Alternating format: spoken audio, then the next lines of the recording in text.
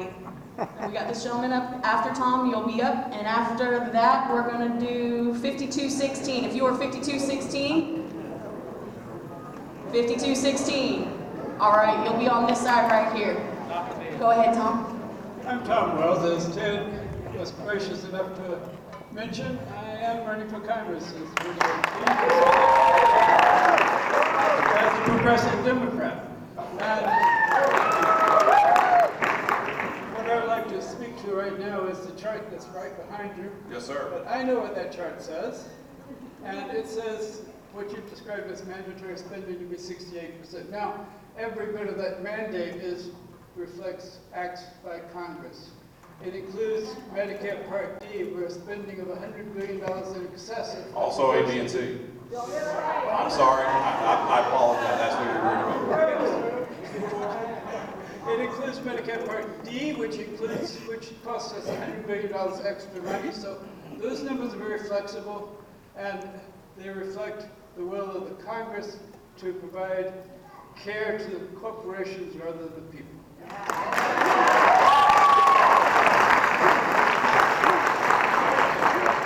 Tom is running against me in the next election. I've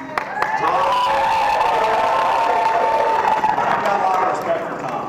Tom doesn't play politics, he just talks facts, and I admire you for that, so thank you. And he was always very gracious on the campaign trail.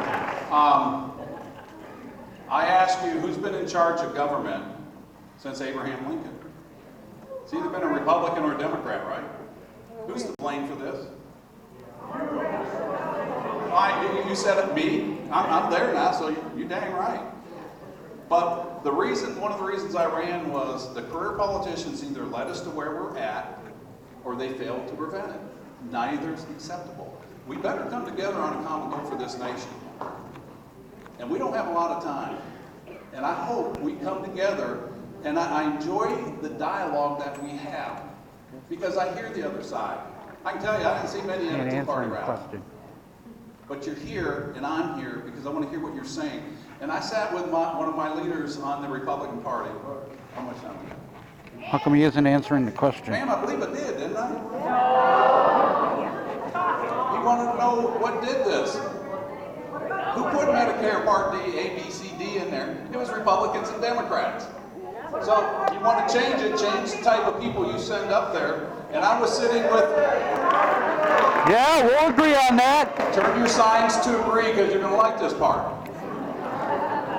I sat with somebody in my leadership, and I says, what you guys are doing is not a repeal and replacement of the Affordable Care Act.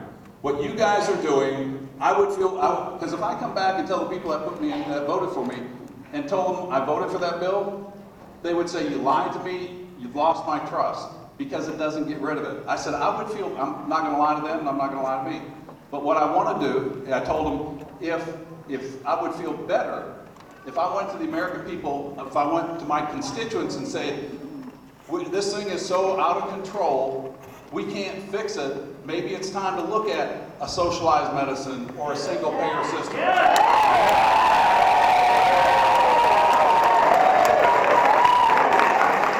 understand what I just said. I am 100% against that. But I am 100% against what they're trying to pawn off on the American people. And if you ask me if I would stand up and say something, that's what we're doing. All right, we're going to move on to our next question. You don't even know, we've never sat and talked, so you don't know. All right, we're going to move on to the next question, sir. Name and where you're from. Bruce Waters, High Springs, Florida. Hey, Bruce. And I've been with proud supporter of the U.S. Congressman Dr. Ted Yoho for 40 years. I was one of the first ones to meet him around here. He's a man of his word and whatever he's doing there. My question has to do with veterans, which, like you said, if it wasn't for the veteran, you wouldn't even be here tonight. You know, couldn't even do anything like this. I want to know why it takes 4 years to see a doctor